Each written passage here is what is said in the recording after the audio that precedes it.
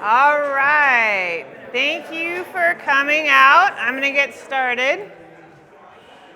My name is Brigit Lim, and I'm one of the therapists here.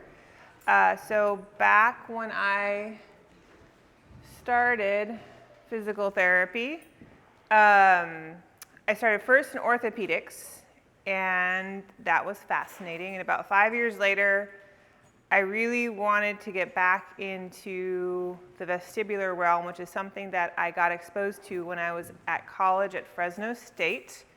And what I loved about the vestibular world is that it was like doing a mini neuro exam eval without maybe the heaviness that maybe is associated with true neurologic rehab, which I did do, and I realized I do not have the emotional capacity for it. I wanted to help all these people, and they needed somebody who kind of needed to stay focused and focus on their rolling. And so what I love about the vestibular world is it integrates so many different worlds with the cognition and the balance and the eyes, and it's just a fascinating thing that I keep learning from, and I really feel that it is important to help people understand how we balance, so then they can discern, where do I need to go for help? If I'm not feeling good, if I'm not feeling great about my balance, where should I go for help? So dizziness is one of the most common things that people come into the emergency room for or see their doctor for, of course, because it's something that they feel concerned about if it's something that's happening either constantly or intermittently, but still frequently enough that they don't feel steady on their feet. And of course, just like people can come in to the doctor for a headache, it can be multiple causes, right? It's not just because they have dehydration, it's not because they have a tumor. The doctor has to kind of get a sense of why might this person be having dizziness. So again, the doctor's office would do multiple tests, usually between cardiology. They might do a CT scan or MRI to make sure the brain's doing okay. They might even do cervical x-rays if the person has had a history of trauma. So they do all of these things to try and get a sense of where might this dizziness be coming from. And so again, with age comes vestibular dysfunction. So we do know, just like we can have fluctuations in our eyesight, in our hearing, so can our inner ear fluctuate in terms of how some people's inner ears might age faster than others. So they might feel more symptomatic to dizziness as they age. And then the critical thing is those people who had dizziness because of a vestibular dysfunction had a 12-fold increase of falling. Okay? So again, we want to know where is this dizziness coming from, because of course we're trying to prevent falls or more serious injury. And of course, the next slide goes over, the reason that falls are concerning to us. So obviously, falls can lead to injury, fractures, head injuries. In rare cases, it could lead to death if the person is on a significant number of blood thinners or if the fall is traumatic enough. But probably the most critical thing with a fall is that when someone falls and they have an injury such as like a hematoma, which is a bad bruise, or they strain something, but they don't have a critical injury, not a fracture, they develop a fear. And that fear starts restricting what they maybe willingly put themselves out to do. So if they fell out in the yard, maybe they start not wanting to go out in the yard as much. And if they're not going out in the yard as much, that means they're not maybe practicing standing up from the ground. Maybe they're not practicing walking on uneven ground. If the fall fell when they were outside of the home, they might restrict how often they go outside of the home. And what we know about our brain and all of our sensory systems is if we do not test it, it becomes weaker. And the weaker it becomes, the more vulnerable you feel. So there's a vicious cycle that starts to occur when people have had a fall but haven't had an injury, but they start having a mild PTSD about going into scenarios that could create this fall again. So it is critical that if someone's had a fall and hasn't had an injury, that we don't just brush it off and say, well, they'll bounce back. Because for some, they may not. They may start restricting, and then unfortunately that could lead to other issues. Again, there's just a stat on how falls can increase with age, which is probably not surprising because we do know that we have a decrease in our strength, in our reflexes, in our ability to maybe interact with the world quickly in terms of vision. So obviously our goal is for everybody in the room that you do not fall in that percentile, right? We want you to be we want you guys on the other side. We always want you to be the outlier of success. So this next slide goes over all the components that make up balance in a very simplified version. So what we see is that the body has an environmental interaction. So I'm walking and then I hit the grass. So I go from a cement surface to a bumpy surface, okay? So my body then has to take in that input from my proprioceptive system that says, okay, you're walking on something different. And then my visual system has to confirm that what you're walking on is not cement anymore. And then my vestibular system will probably start kicking off a little bit because it has to work a little bit harder when the surface is not so even because there's a little bit more tilt that it has to adjust to. So ideally, we should be pulling information from our visual system, from our vestibular system, from our somatosensory or proprioceptive system. What does vestibular mean? I'm going to get to that part, and thank you for that. So if you have questions, feel free to pop that. Yes, but yes, there is going to be that section that will come. Could you give me a one sentence? It's your inner ear. Yes, it's your inner ear. Yes. So what we do see though, kids are fantastic at working all three systems. They spin, they jump, they flip, they do somersaults, they close their eyes for no good reason and run backwards, okay? They are constantly working all of those systems. As we reach probably our 20s to 30s, a lot of people have jobs where they tend to sit and they tend to use their eyes more for input, like looking at computer screens or driving, and they may get out and do physical activity like out in the yard, but that physical activity might be more basic in terms of walking or occasionally going up and down. It may not be so dynamic as in terms of sidestepping, walking backwards, so things that kind of engage the proprioceptive system a little bit harder. So sometimes what we start to see is maybe the boxes for that inner ear or that proprioceptive system for some people are over here and the visual system's here. We kind of want to rely on our eyes more, which is why a lot of people, when they do balance work and you make them close their eyes, they're just like, I don't like this. This is not fun for me. And we know that a lot of people can balance with their eyes closed. Again, it just takes practice to kind of uptrain those other systems to talk to your brain faster. So again, where it goes is up to the brain. The brain says, okay, where are you? What are you going to do?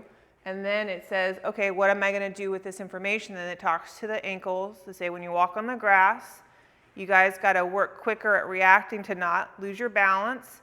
It talks to the visual system that says, hey, look out and see if there's any divots out there that you have to be aware of. And then lastly, the vestibular system kind of kicks on to kind of its, a little slightly higher tone to work a little bit harder to give the brain input. And we're going to come to another section of the talk, which talks about cognition. Because there are times where people could be a fall risk, and actually they have decent balance when you are having them do an exercise. They can do exercises very well, but when you ask them then to integrate into the real world and the brain has to put all this stuff together quickly is when they start falling apart. So again, cognition or how someone's not just the aging of the brain, but what their brain is going through at that moment in time plays a huge role also in how well people feel in the world or how safe they feel in the world. So we're going to talk about the visual system a little bit. And so again, for those of you who missed Dr. Nathu's talk, she is the neuro-optometrist that I work with. It's wonderful. She goes over in her talk how, we think that vision is our ability to see the world.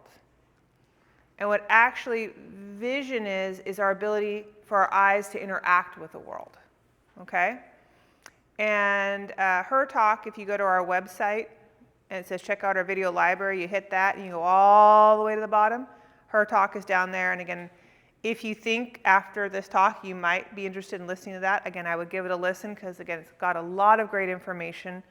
And I'm going to go over it, but I do not want to do her a disservice and not mention it. So again, these terms I have listed up there, I will kind of give an overlay on kind of how we might test for some of this stuff. But basically, what I wanted to point out is our visual processing talks to 70% of our brain. It talks to the part that has memory. It talks to our frontal lobe, where we do higher level cognitive tasks. It talks to our spatial awareness. So when I'm walking, my brain is fully aware that there's a wall over there. I don't need to look at it. It's there. And I know how far away to stay from that wall so I don't hit it, right? I know that when I'm looking at someone's face, I can see somebody else wiggling their finger. So it gives me the ability to know that something I should maybe pay attention to over here, or can I ignore it? So if I'm driving, can I ignore things that are happening over here because it shouldn't really bother me? So again, when somebody says, I feel dizzy, when I feel like I have head fog, I feel like my eyes don't always work so well, immediately I'm thinking, okay, we want to do some tests in sitting and see how this person reacts, because they may need something more than I can offer with just basic eye exercises. So, may I have a volunteer?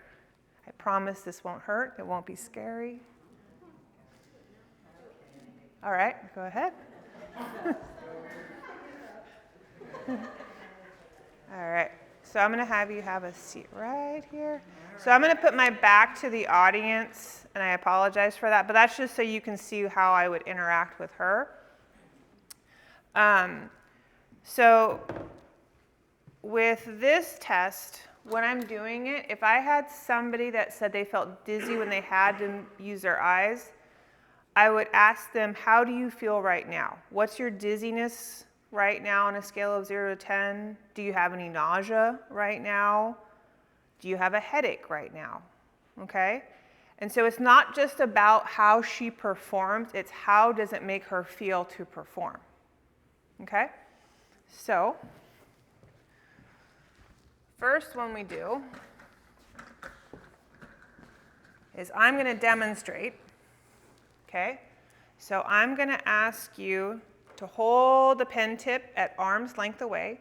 You're going to bring it in towards your nose, and then you're going to bring it as close as you can until it becomes either really blurry or you see two.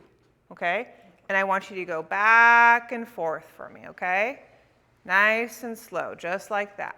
I get to keep my glasses on. You get to keep your glasses on. And yes, and so if somebody wore glasses all the time, we'd ask them to keep their glasses on. If they only wore their glasses for reading, we would probably try and do it as close as they can until they saw double, maybe because they had visual issues up close. Okay, go ahead. So I'm just watching her. So ideally, she brings it in, the eyes. Can you make it one?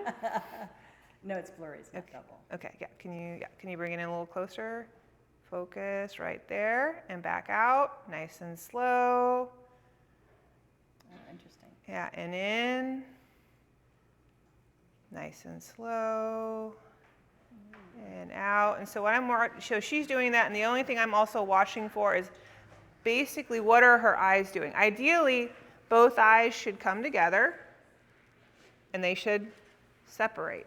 So if one eye is coming in and all of a sudden it goes like that, sometimes that can happen with head injuries, sometimes that can happen with migraines, and sometimes you can up-train it. If I see it and it keeps happening, that's when I might refer on, because they might need, Dr. Nathu talked about this, a prism to help their eyeballs work together better.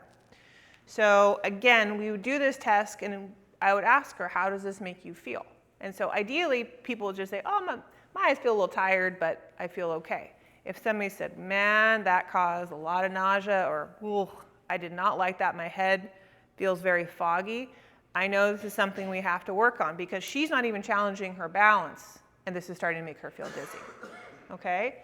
So we would do the same thing where I would ask her to do the same activity, tracking, this is a smooth pursuit, we would go horizontally, we could go vertically, we could also do the same thing with what are called saccades, so this is where she would look from a target to another target, and target to another target, and so I'm just seeing if she can stay on the targets accurately, and then we would go vertically, good.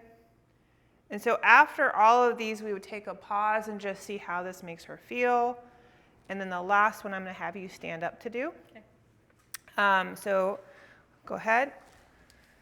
So this one, she's going to hold the pen here, and she's going to rotate her entire body. And the goal is that she can keep her eyes on the pen tip and it stays clear.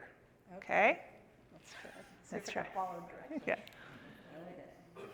Whole body. And we want it like this, a very busy background. So they always recommend that you have the person do this with in a busy gym. This is perfect. So what this is when she moves, not only is there motion, but you guys are a pattern. You're blurry. So her eyes have to ignore you and stay on this.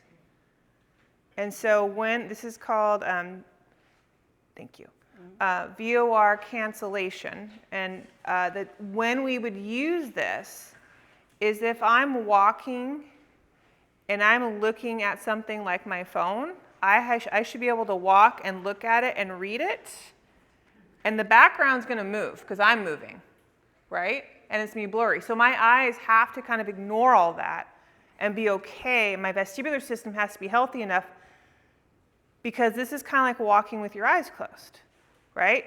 Your eyes are doing a task, so they are otherwise engaged. They cannot see the world per se.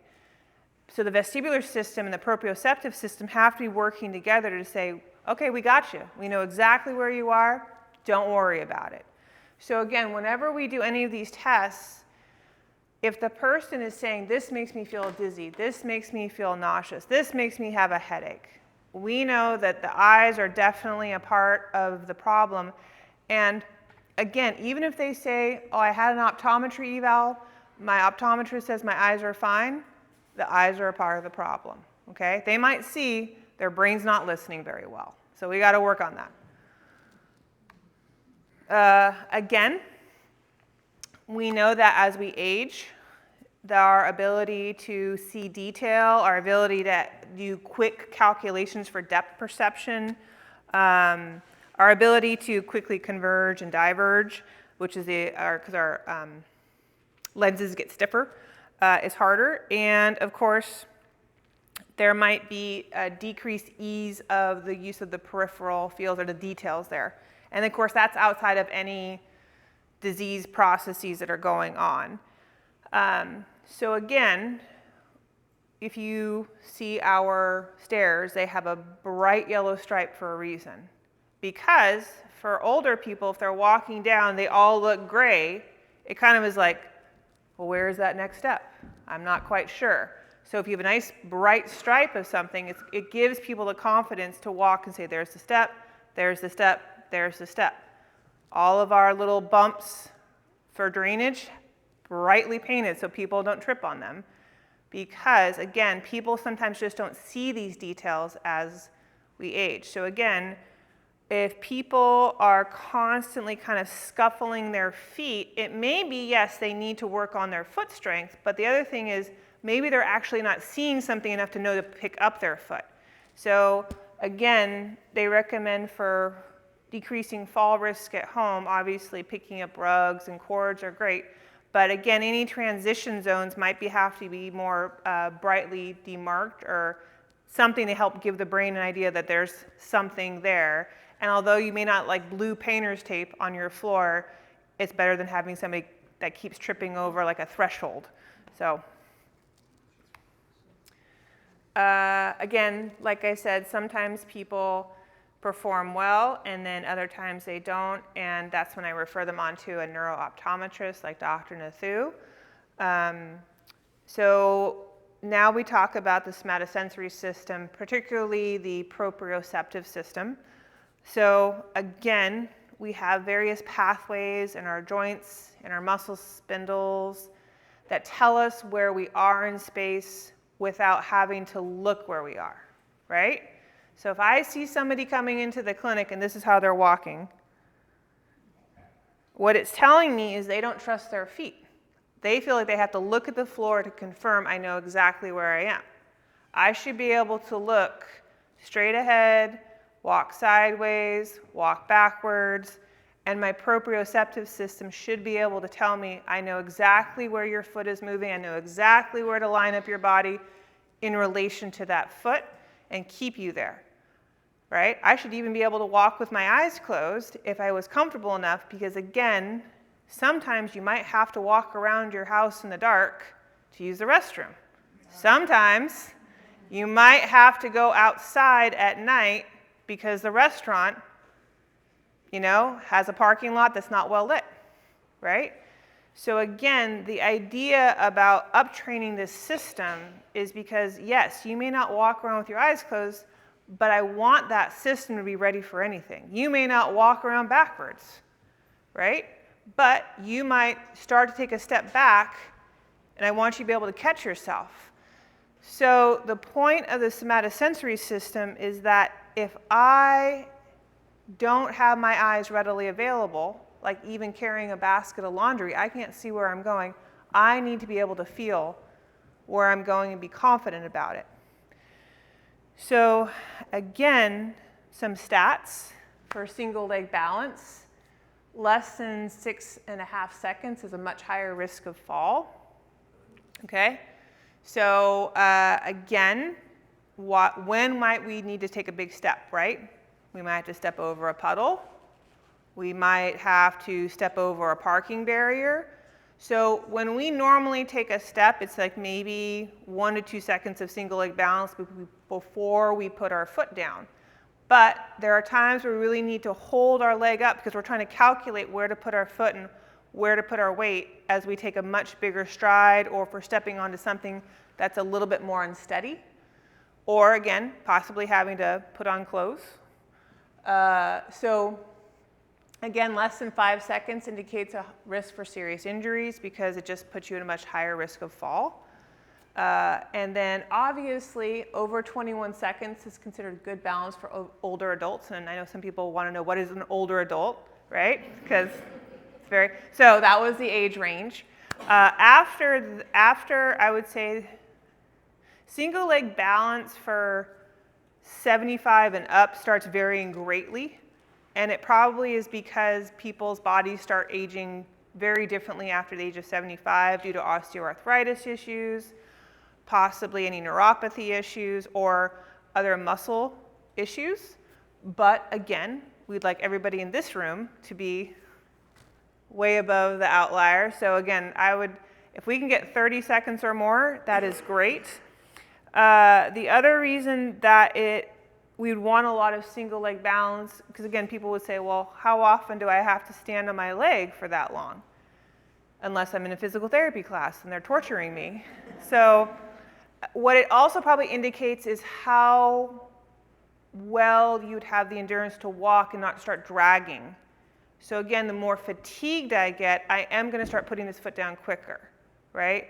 So again, when someone has really good single leg balance endurance, what it means is they probably also have the capability of walking and maintaining balance over a longer period of time.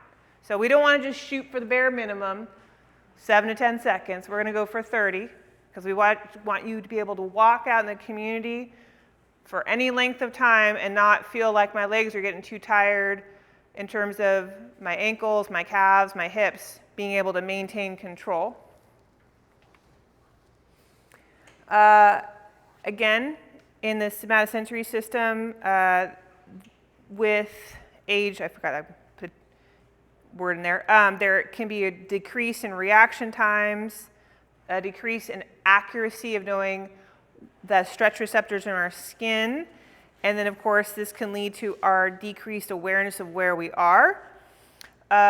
So again, I looked up, what exercises, right? And so basically this one study, it just looked at all, it's called a Cochrane review. It looks about like what exercises are out there. And basically it says exercise is good, right? Exercise is good. They saw that when older adults exercise consistently, they definitely were at a less fall risk. But they couldn't tell you what exercise was the best exercise. And to be quite honest, it's probably because you need it all. So Tai Chi is wonderful. You have to really work on holding positions. And Tai Chi really wants your brain to say, I know where my foot is. It wants you to have a little imprint of a foot in your brain, and it wants that foot to light up, and it wants you to say, can you feel your toes light up? Can you feel your heels light up? Can you feel your they really want you to draw a lot of mind-body connections. And then you have our wonderful classes. We make you get up and down from the floor at least 12 times, right, Levy? Of course. And nobody is spared, right? If you come in and you have a crutch, we're still going to try and make you do it. Why? Because we know that that strength to get up and down off the floor means independence. It means you're not stuck waiting for somebody to come and rescue you, right? It means that you have the strength to walk up and down stairs, okay? So again, they're cardiovascular exercise. It keeps you fit, keeps your heart healthy, keeps you to have great endurance. So really, doing probably a sprinkling of everything is good. And so I think the biggest thing is finding something that you can stay consistent with. The pace is consistent for your body. It's not hurting you. It's not causing a flare-up of any osteoarthritic or tendonitis issues. But you got to stay consistent with it because that is what's going to keep that proprioceptive system alive. All right. So this is just a stat. This is a 30-second chair sit-stand test. So we'd have a chair.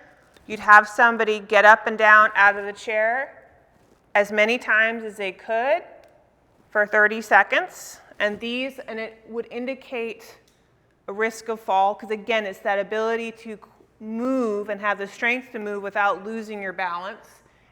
So again, when we get to probably, again, you can see between 75 and 95, I don't know, some tough 95-year-olds out there, there's a pretty big gap. And again, it's probably because, again, people have different strengths, arthritic issues, whatnot. But these are kind of the cutoffs of what we would like people to have to be at a risk of a non-fall for getting up off of things like toilets or couches or things of that nature. Excuse me, does that mean, say, like if you're in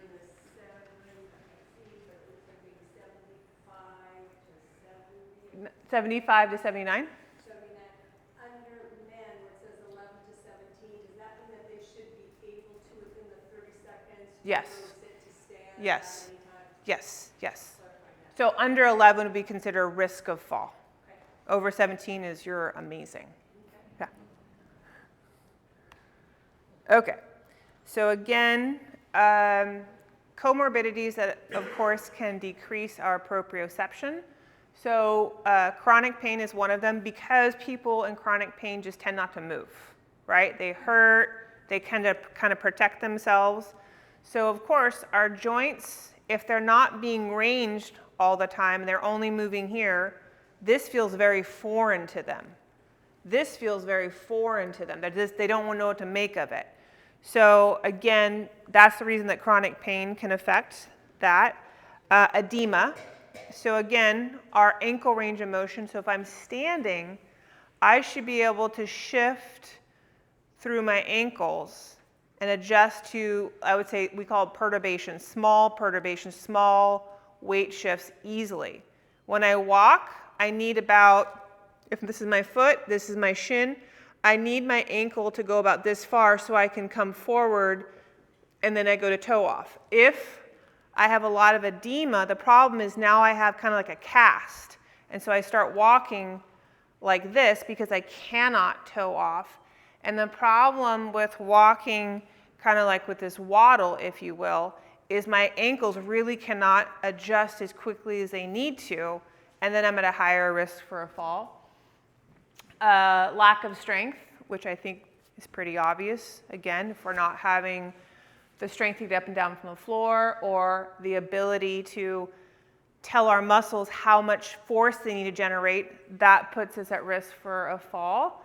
And of course, decreased cardiovascular function, because the more fatigued people feel, obviously that's going to make them feel weak, it's going to make them feel dizzy. And of course, the more stressed somebody is in response to things like heat, that can also affect their body's ability to make adjustments. So I put cervicogenic dizziness under here because technically it's not an inner ear issue, it's a neck issue. So people can be dizzy if their neck is painful, stiff, or sometimes people's necks aren't necessarily painful, but they are stiff and they just stopped moving their necks so much that they have become more restricted than they realize.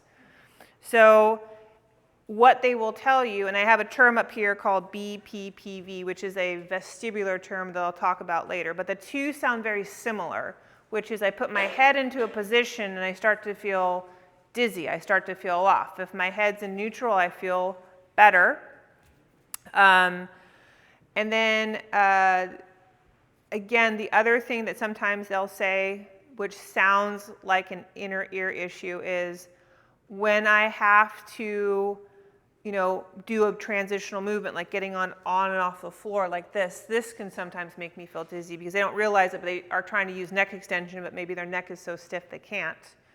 The best way to determine that is to do a BPPV exam and see if they have any nystagmus. If they don't, we're thinking it's probably more neck driven than inner ear driven. There are some in the medical world that feel like, it doesn't exist because it might be in their head. I would say I've treated a fair number of these cases, and it usually is the upper cervical C1 to C4 that seems to be the most common culprit of it. And the belief is, at our neck itself has a ton of proprioceptive input to tell our cerebellum, it talks to our inner ear and our brain to say, this is where your neck is in relation to your body, this is where your head is in relation to your neck. There's a lot of input it gives for balance and how to stabilize the head in space, okay? So again, sometimes either it is not talking well enough and the brain's not sure what to make of the lack of information is what they think leads to the dizziness, or someone's so painful that they're trying to move through this range and the pain generators are screaming at the brain to stop, and so it gives a shock wave of dizziness as well as pain. So again, it's one of those things where if somebody came in and they usually will say they're not feeling like the room's spinning, but they'll just feel kind of off and spacey, especially with head movement in certain positions. We would want to take a look at the neck, and we'd want to see if manual work to the neck helped, as well as education on postural stabilizing exercises. And then the other thing is, if they're not moving their neck, that means they're not exercising their inner ear as well because they're not putting their head through a greater range. So then you'd want to do some cervical, vestibular work just to make sure those two systems are talking well to the brain. When it comes to retraining someone's balance, if somebody came in and they weren't dizzy, but they just said, I don't feel like I balance well. One of the things I would say is, were you using a cane or a walker prior to this episode? And if they say no, then I would say when we are working on them for balance, this is not training them how to balance. Holding on to something and doing single leg balance is not training somebody how to balance who was not using a walker or a cane before. What you're training them to do is use their hands. Okay? So if someone's come to me and said, well, I was doing therapy work and every time they had me on the bubble, but then I had to hold on to something because I couldn't stay on the bubble and this is where I was, they're not learning how to balance. They're working their leg muscles out, but they're not learning how to use their trunk and leg proprioceptors. Okay? So if someone cannot balance on one leg, which we do need for walking, then we have to say, where do we start? Do we need to start with them standing on 2 feet with their eyes closed? Or standing on 2 feet and doing some sort of like game, like ball toss, so they catch and they work and working on their ankle control, and then we make their feet narrower, then maybe they can stand kind of in a modified heel toe, and then maybe they go to single leg, all right? It's not saying that you can't do things on the bubbles, like squats, and work your legs out and hold on to something just to make sure you're safe.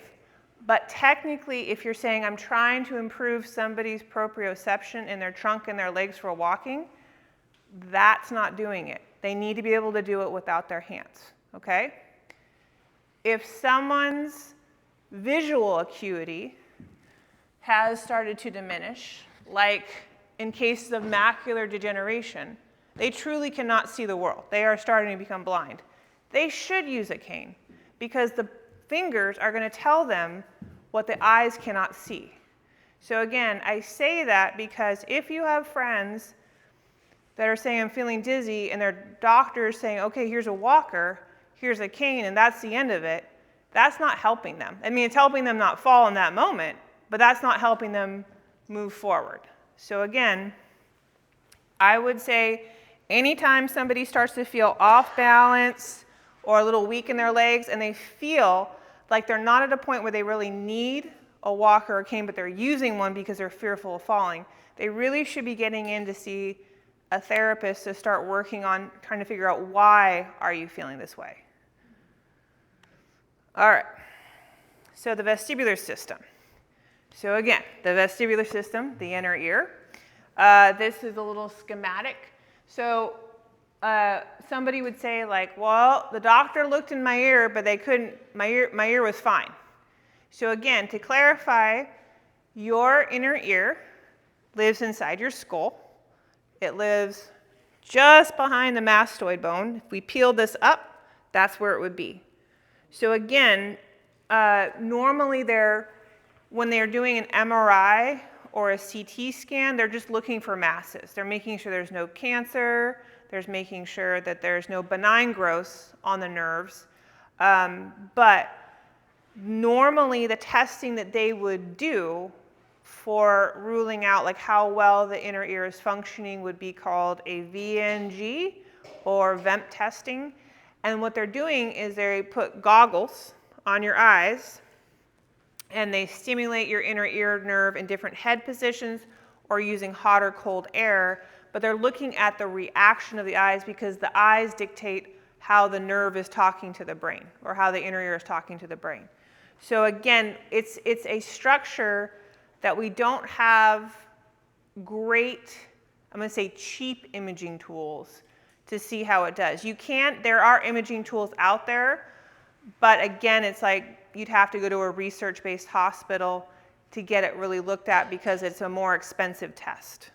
Excuse me, did you call it VEMP? Yeah, VEMP, V-E-M-P.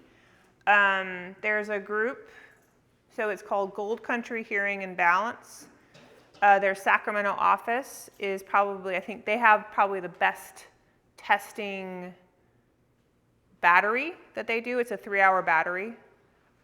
So they test your postural reactions, they test your hearing, and they do a long series of different types of inner ear tests.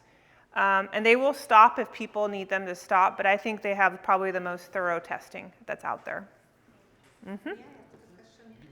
We're talking about dizziness. Yeah, And where does that concept of vertigo? we're getting there. We're getting, and I think, and so it's important because people will come in and say, I don't have vertigo, I feel dizzy. I don't have vertigo, I feel off balance. So I want to say it because I think the important thing is to kind of understand the nomenclature, again, so you can advocate what is it I feel, so maybe where do I go to kind of get some resolution. So the inner ear, this would be the one where people would say the room is moving or spinning or, you know, it's just going nuts on me.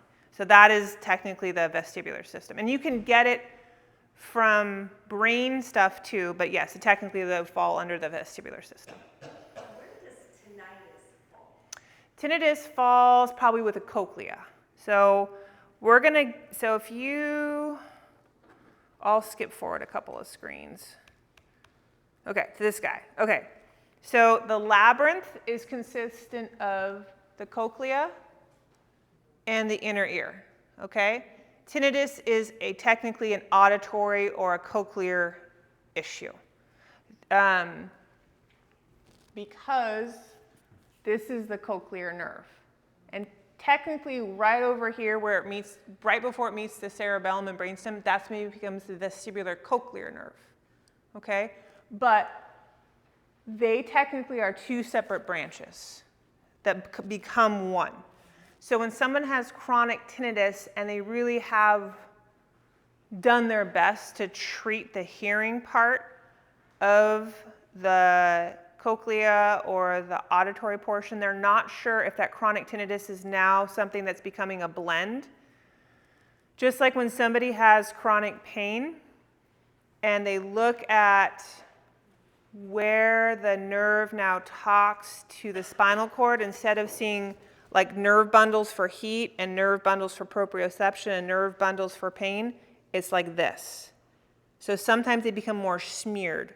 So they're not sure when someone has chronic tinnitus and they've tried to address the middle ear and the cochlea as much as possible, if there's been something like a smearing of that that's happening at the midbrain level where the brain is not sure where to extract the appropriate information.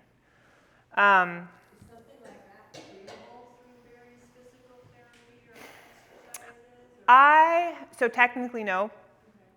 I've had patients who've had tinnitus that have said the tinnitus becomes less prominent or they notice it less with the vestibular work. And it could be that maybe the vestibular portion is healthier. So maybe the brain is doing a better job of filtering what it needs to. But yes, they would still have some level of tinnitus. How does vestibular dysfunction interact with hearing aids? Does it enhance it or modify it or change it? Technically speaking, all the research says if someone's coming to you for purely tinnitus and nothing else, like with Meniere's, sometimes they'll have more of a tinnitus issue than a balance issue. Again, you can see if vestibular work helps, but it is technically it's not a part of that pathway, the auditory pathway that leads to the midbrain and auditory system that has how it gets integrated into the cerebral processing. So I'm going to come back. Okay, so what is it? So like I said, so we have a right side and a left side that is made up our vestibular system and our cochlea. And so the reason that this thing is so hard to image, if you can imagine, this piece of our skull is very dense, And the inner ear is like a water balloon that has its own bony shell around it. So it's like a bone within a bone, right? So it's a very well protected structure, but that being said, that's why they have a hard time imaging it with conventional things like MRI or CT scans. Again, it sits about 30 degrees off the horizontal, so it sits kind of like this in our head.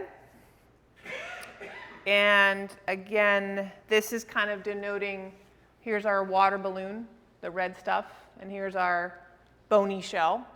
So again, it consists of the utricle and the saccule. So this is our saccule right here.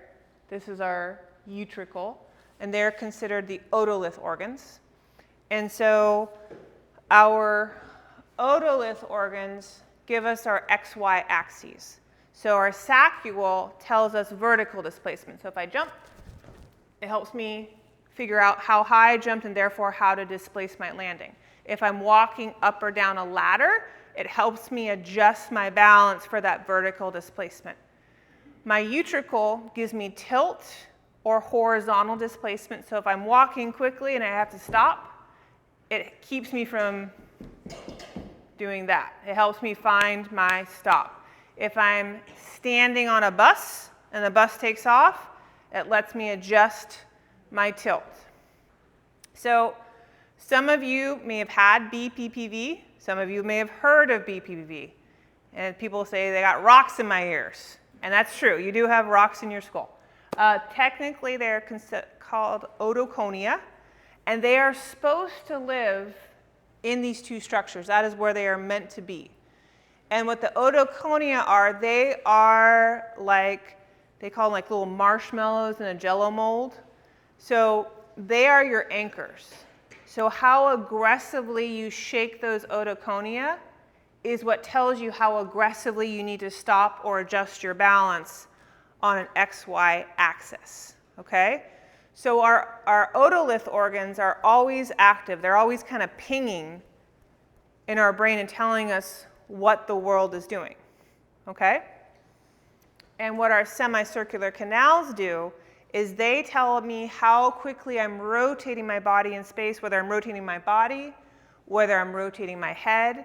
And so again, if I was walking and I was turning my head, my inner ear is doing both. It's telling me this is where your XY axis is, this is what your head's doing while you're doing it, and this is where you need to stay, right? It is a complicated little organ, okay? And unfortunately, this thing dies when we die. So it's a very hard structure to study post-mortem. And I say that because they can study in animals, right? And they can make the animals really unhappy. But what the animals can't tell us is, what's it like when the inner ear is kind of unhappy? How do you feel? So a lot of our input, or a lot of our patient input of how their vestibular system works is sometimes gleaned off of the history. So how did this problem start? How long was that bad phase? How bad was the vertigo? How long did it last? Because that's the information we need. We do know that this structure is something that works in the background all the time. And what I mean by that is it connects to our midbrain and our cerebellum. It's a part of what's considered the old brain. And what I try and tell patients is, how long did it take you how to walk? Some were 10 months, some were 14, you know, doesn't matter. But then you learned how to talk. And by the time you were 3, you were talking, some like my son, nonstop, no matter what you were doing. But the point is, your brain has had such a healthy inner ear that it can do all the crazy things that kids do, and it's second nature. They're not thinking about where's my foot. They're not thinking about where's my head. Their inner ear is telling them exactly where they are at a moment's notice in time, and allows their brain to then keep yammering on about whatever Paw Patrol episode they saw that day, okay? So you have to appreciate that when someone has vertigo, they are hyper-focused on, I have to walk in a straight line, and I can't move, otherwise I get really dizzy. And God forbid, do not talk to me right now, because I am focused. And a lot of times, people who have different vestibular disorders will tell you, I am exhausted. I am tired. Because this is no longer a subconscious pathway. This has become a very conscious pathway that unfortunately does not leave much room for higher level cognitive processing, emotional processing, psychological stressors. And it's important to note that because, again, I'm going to go back to that cognition part in a second. But I just want you guys to appreciate this is the old brain. This thing has been working from day one when we were coming out of the womb, okay? And when it gets tinkered with, our brain sometimes just has a hard time adapting and getting back on track. So some people we're told by their doctors, don't worry, just keep moving, it'll get better. And the problem is, if you have, so we have two equal vestibular systems. If you had a neuritis where the nerve was irritated and you had a 20% loss, you probably would bounce back without much issue within a month or two. If you had an 80% loss and now your scales are like this, technically you probably could get there, but the problem is how long would it take you and how miserable would you feel along the way? And so I've always told patients who have seen me and said, why didn't my doctor send me to you sooner? And I said, well, unfortunately, a lot of them are told it just gets better. And there are, just like concussions, there are people who get concussions, they bounce back. There are people who get concussions, they do not bounce back. So again, if somebody has really bad vertigo and it's not going away or it's still episodic, I would say it is worth checking out vestibular therapy because the goal is to try and see how can we help manage, how can we help pace, how can we figure out to make your brain happier while we're getting it stronger. Again, after 55 years old, the saccule and the utricle experiences some reduction in hair cells, so that's why some people feel like they just can't quite adjust their balance as easily. More people are affected by the semicircular canal. So again, that's why more people would say, I feel great walking. It's when I turn a corner, I start kind of feeling like that's where I'm losing it. It's because sometimes our semicircular canals are what go down a little faster. We do know that blood flow to the inner ear also decreases with age. It's not specified if that's just going to happen or if there's any dietary relation to that. Like when I saw that study posted, it was an American study, so I don't know if studies done in other countries see that in terms of how people's diet and lifestyle affect it. Okay, so these are various vestibular pathologies. So I have kind of broken it down. So these first four are considered more peripheral. So they're affecting more the inner ear itself. And so the types of treatments that you do with them, you're assuming the brain is healthy. And you could be more aggressive pushing them because the brain is healthy enough to manage life with a little dysfunction. These other ones, this vertiginous migraine, PPPD, visual motion discomfort, MMDS. So PPPD is persistent postural perception dysfunction. So they feel like they're always they're not moving, but they just feel floaty, head foggy, easily confused. MMDS is maldebarkment syndrome. So it's people who get off the boat and still feel like they're on the boat. And then post-concussion syndrome or TBI. And you could probably chalk stroke up there as well. These are all central. So this is the brain, okay? So the difference between the two, you could still do the same exercises, but you have to probably be a little bit more gentle because now the brain is involved more aggressively. So the brain is going to be more sensitive in those groups in terms of cognitive fatigue, emotional stress. There's a lot of times patients will say, I look okay, but I feel like crap. And I can't tell people or get them to understand why I feel this way. So I think a lot of times having people understand how to pace their life, how to push themselves, but then when to pull back, when to ground, when to give their brains a break is critical. So that way they're not always running on empty. I tell patients it's kind of like if you think a cell phone, you need to plug your cell phone in, charge your battery. Brain's the same way. You got to plug it in, charge your battery. So again, not just getting a good night's sleep, but if you know that there are certain things that are hard on your brain, like busy environments, going to Costco, going to a restaurant where there's a lot of stimuli, you might say, well, I really want to go to my nephew's birthday party, so I probably should take a rest before and after because my brain's going to need to charge up and then recharge afterwards.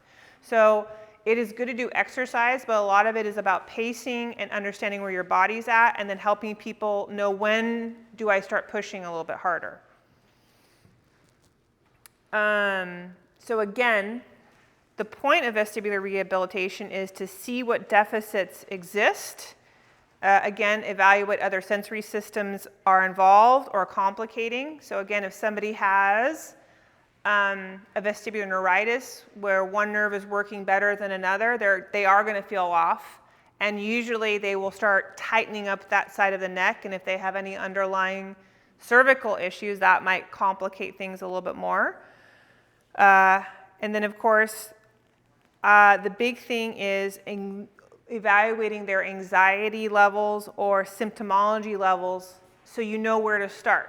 So again, may I have another volunteer? How about one of the therapists? John, you can sit down. Kristen, can I have you come up here?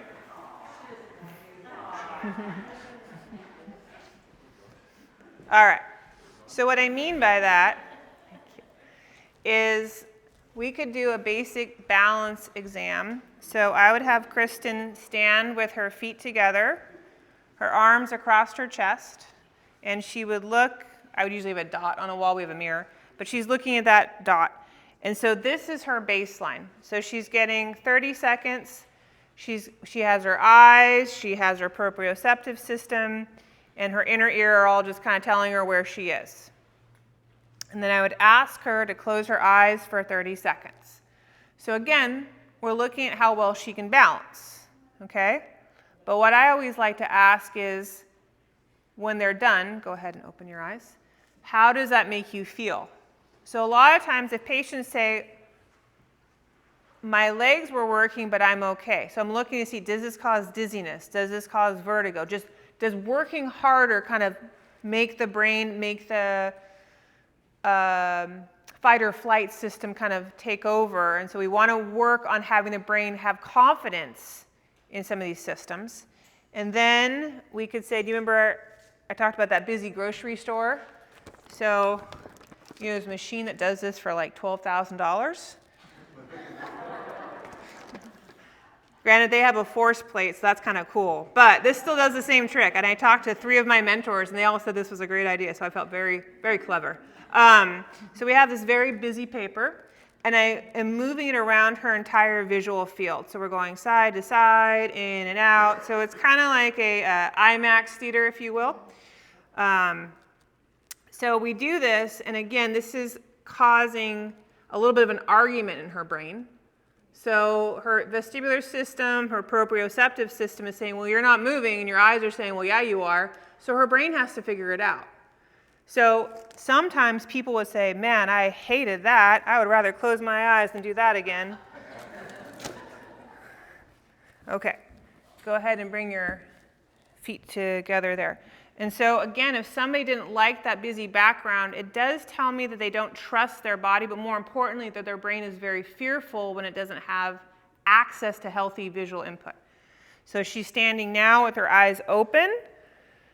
She has a squishy surface, so now she's having to rely a little bit more on vision and vestibular, and now she will close her eyes. Okay, and so this is where people wiggle a little bit, totally normal. Because what's happening is her brain's going, whoa, I don't have my eyes, I don't have my proprioceptive system, vestibular system, wake up, and vestibular system's like, what? And then she settles in, because that's what a healthy vestibular system does. It kind of shakes a little bit first because it doesn't realize it's like the kid that's sleeping in class and gets picked on. So it's woken up, it's ready to have the answer. And then we have the crazy paper last. So again, this is more vestibular driven, because now, again, her vestibular system is really the only thing left. And so sometimes people really don't like this one. And other times people say, well, I don't like it, but I can do it. It's not symptomatic, but I just don't like it. And that's okay. Not everybody loves the IMAX theater. But that would be, thank you, Kristen. That would be kind of a glimpse as to like a vestibular screen we might do, and kind of from there determine what balance exercises should we do, how much should we do it for, and then we could also do some looking at head movement. And then the effects of cognition on balance. Again, like I said, people can have decent sensory systems, like their proprioceptive system's decent, their visual system's decent, their vestibular system's decent, but their brain is the part that has become damaged. So again, it could be acute, toxicity, trauma, or it could be slow onset or aging. So again, this can lead to changes in, people will tell you who've had vestibular migraine, or people who have PPPD, and if they have an attack, they will tell you, like, they'll start jumbling words, they can't keep track of thoughts, they have very poor memory function. So again, we have to figure out how resilient is someone's brain when we're asking them to do certain exercises, and also what is their support system, because they may need other people helping them kind of stay on track with their exercises. And lastly, helping them figure out what can they recognize unsafe situations, because ideally, if I'm walking and the ground is level, and all of a sudden the ground is very unlevel, I need to slow down and take my time and get a sense of where everything's at. And sometimes when people have cognitive deficits, they just plow right on ahead and don't change anything about their brain feels stuff, but it's not changing the output to adjust to make safe reaction times. Again, aging changes and cognition are another issue we have to deal with. And so we just have to think about what someone's mental fatigue is, if they should be taking rest breaks more frequently. I always tell patients, again, if they're doing well with balance, we can always make it more challenging by asking them to do a balance and a memory task at the same time. Or a cognitive task, so sometimes I'll ask people to walk and count backwards by 4s. I'll ask them to do, standing on one leg, turning their head side to side, and see if they feel that they can say the ABCs backwards. Not that I expect them to get the ABCs backwards perfectly, but it's more, do they feel confident, again, in trusting their balance. I want their brain to say, I can take on whatever cognitive challenge you give me, and I don't feel like I'm going to fall. I don't feel dizzy. That's really what the goal with that is. And lastly, up training, of course, learning a new task, doing a new hobby, driving different routes. Exercising your brain many different ways is a great way of helping trying to prevent fall issues. And again, my second to last slide, I think gotta stay moving is probably self-explanatory. Make sure you have the appropriate footwear. There is technically not the perfect footwear. I have had that question before. For people who have weakness in their feet, like foot drop or mild foot drop, if the shoe is too heavy or sturdy, it's a fall risk because they don't have the strength to pick it up, right?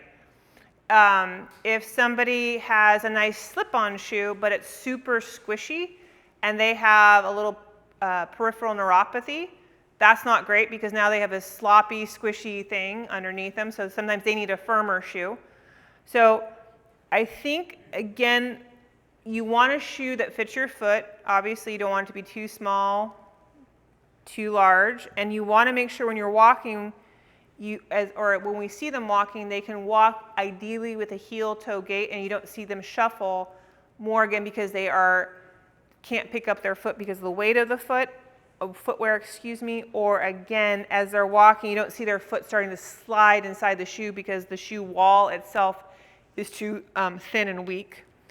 Get your eyes checked out. Review your medication list with your doctor. Again, the common side effects of most medications are dizziness. So, and again, if you have 4 or more medications, it really can increase your risk of falling. The important thing too is if you have noticed that you have been on the same medication but you're experiencing more dizziness, really being aware that our medications can become very potent or more potent if your weight is changing. So if you're on the same medication that you were when you were 180 pounds but now you're 150 pounds, that will make a difference. Also, if you're not staying well hydrated, that will also make a big difference to your medications. Train your balance, keep your brain active and challenged. And lastly, again, there are different websites out there. There are fall-proof prevention classes that sometimes different active communities have out there. Tai Chi classes, chair yoga, physical therapy. So that is my presentation.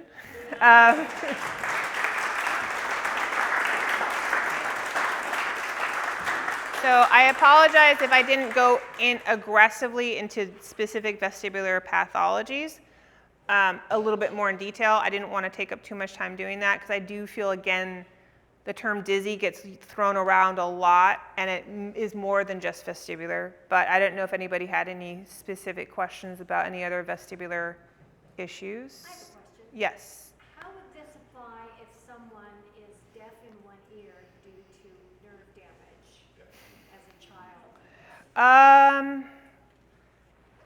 Because I'm thinking we have 2 systems. Yeah. So So people, were they born deaf or was it damaged? it was damaged. Okay. Because people who are born deaf do demonstrate a decreased labyrinth function overall. I think you'd have to have testing done, to be quite honest, because again, we have our middle ear with the little hearing bones, and that talks to the cochlea. So the question is, where did the damage occur? Where along that auditory pathway? But yes, if you have somebody who has deafness congenitally, they would struggle with balance work with their eyes closed on a squishy surface naturally because their labyrinth function just as a whole seems to be somewhat diminished. The last couple times I had a massage done, when I was laying on my stomach, and getting the massage, whole body, back, neck, and as I flipped over, I got instant vertigo Okay. both times. Did it go away as soon as you were on your back for a bit? It took a little while, but then once I got up, I got it again. Okay. So sometimes that can be a form of BPPV because your head's in a dependent position. And in a position, normally, when we're face down, our heads are like that for sleep. We don't sleep like this. So that could be BPPV. Or again, sometimes it's how the neck was worked on in that position. Because again, if they're working on a tight area, and then so they've worked on it to stretch it, and then you're now stretching it further when you flip over and then come out of it. Sometimes that's the proprioceptive system and the neck's kind of like adjusting to that. So I would say the difference, again, I don't know if you could tell when you stood up and you were trying to look at something, was the room moving or was it just more that you felt off? I felt more off. Yeah. And then I had to later do the Epley maneuvers to get rid of that. Yeah, so I would say probably BPPV. But yeah, that's not uncommon. A lot of times people will tell you if they go to the hairdresser, the dentist, they're in these positions, they normally don't put their neck in. Again, with BPPV, they don't know why. They know the risk factors for why it happens, but not everybody who gets a massage or get their hair done or goes to the dentist gets it. So it seems for some people are more prone to it than others. Excuse me. We do know that the otoconia should kind of slough off at regular intervals, like our skin cells slough off. And they think sometimes as we get older, they become more brittle, so more can get dispersed all at once. And so once they're free floating, that's when they can more easily get into the semicircular canals. But generally speaking, once they're free floating, just us doing our head movements, that jiggles the fluid inside the inner ears enough where they start dissolving on their own. So it really is kind of just bad luck sometimes when it happens to somebody. But the nice thing about BPPV is it usually, it's not one of these things that gets worse. You have it, and sometimes it even goes away on its own because just you starting to move your head, it does it. I like it. It's like the chiropractic manipulation of the vestibular world. We look like heroes within 1 to 2 treatments. And, with physical therapy, how often do we make things get better in 1 to 2 treatments? It's like, so to make anything get better in 2 treatments, it's like, But yes, it is one of these things where they know that people who have suffered a trauma like whiplash or a fall or anything where their head's gotten shaken, that can be another reason that they are more at risk for getting BPPV. But honestly, they know that it can happen. They know, again, from studying poor little animals, they can create BPPV in animals, and they know that the maneuvers that they have out there, the Epley, the somersault, the half somersault, they work because they've put animals through them. But again, why it happens to humans, they're not exactly sure. But it's one of the most common things for people to experience in terms of vestibular syndromes. So, yes. I noticed, because I've always been a person that loves to go on roller coasters. Mm-hmm. But the last time I was at Disneyland, Yeah. I went on my favorite roller coaster, and I couldn't wait to get off. It was just, my head was just. Yeah. Get me off. So again, we do know that, as I said, the hair cells for the otolith organs decrease, the semicircular canals decrease. So again, of course, there's roller coasters that go up and down, and there's roller coasters that do loop-de-loops, and of course the best are the spinnies like this, right? So again, depending on where your hair cell loss might be, that might be a reason why it is more symptomatic for you. The other thing too I will tell you is that a lot of roller coasters, there's a lot of neck action because your heads are not stabilized. So if you really love your roller coaster, yeah. Then I would say, again, you might have to see if you ride it like this, if that feels better, only because you might stabilize your head enough that your inner ear doesn't feel like it's being thrown around so much.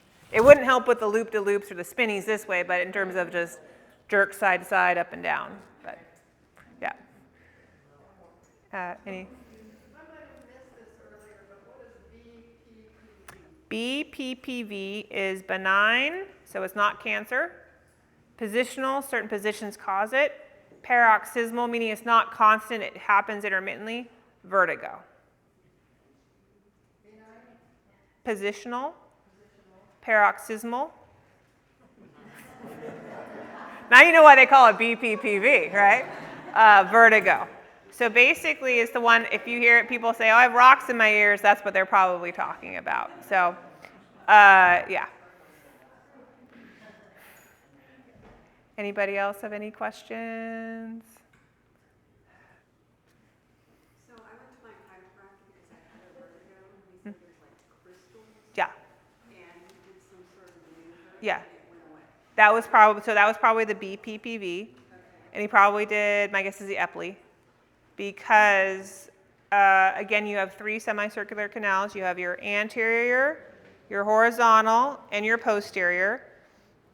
And your posterior canal is usually what's involved in, per the research, 60 to 80% of the time, Horizontal is like 15 to 30, anterior is like 5%. So again, the most commonly way of doing it is the epley, because that would do that posterior canal. So again, the reoccurrence rate for BPPV is less than 25%. So some people will get it once, will never have it again. And then some people are frequent flyers, as I call them. And I teach them how to do it at home. So they can come see me if they need to, if they don't feel comfortable doing it themselves, or they can treat themselves at home, or if they're on vacation. So again, I think once people know what it is and they know that they're in control, that probably helps tremendously, because when you're in the middle of it, it's like, what is happening to my world? Or you're worried you're having a stroke. So yeah, it is, like I said, it's very common, and it's not fun. I'm not saying it's fun, but the nice thing is it never necessarily gets worse. So it's not something, if you have it, it's going to get worse and worse and worse. And like I said, a lot of times it will end up going away on its own as long as you keep moving your head, because sometimes you end up moving your head in a position that those crystals go back to where they belong. So they're calcium carbonate. And that's what makes up the otoconia. So they, like I said, so in your otolith organs, which is the utricle and the saccule, you have a thing called the macula, which is the jello. And the otoconia are the little marshmallows, okay? And so the more you shake the jello mold, the more the marshmallows wiggle, and those are what are connected to the nerve cells that tell you how aggressively you're moving. The way the semicircular canals work is, if you imagine you have a water bottle that's half full, and at the end of that water bottle is like a sail, and when you tip the water bottle, the sail will deflect, okay? So how aggressively you tip the water bottle will tell you if you're turning really fast or just turning over a little bit. And the problem is the otoconia, if they get in the semicircular canal, no matter how slowly you go to tip that water bottle, they're like rocks. They hit that sail. So they make you feel like you're spinning really badly even when you're not. And that sensory mismatch where your body's like, but I'm only rolling over this far in bed and it feels like I'm being thrown out of bed, is what causes people to feel really nauseous and not good. And of course their brain's going, oh my gosh. So it causes a huge fight or flight response. And a lot of my patients who I see them for it, like if they've had to have it a second time, they are so much calmer because they know, like, all right, one treatment, I'm good to go, right? Or they'll yell like, hey, I treated myself, I'm good. All right. So yeah, that is what it is. And then, like I said, they know what the otoconia are. They know where they belong. They know where they shouldn't belong. They know how to get them back out. They just don't know why certain people are more prone to having it happen to them than others, outside of any trauma or anything else like that. All right, I will let you guys go. Thank you so much.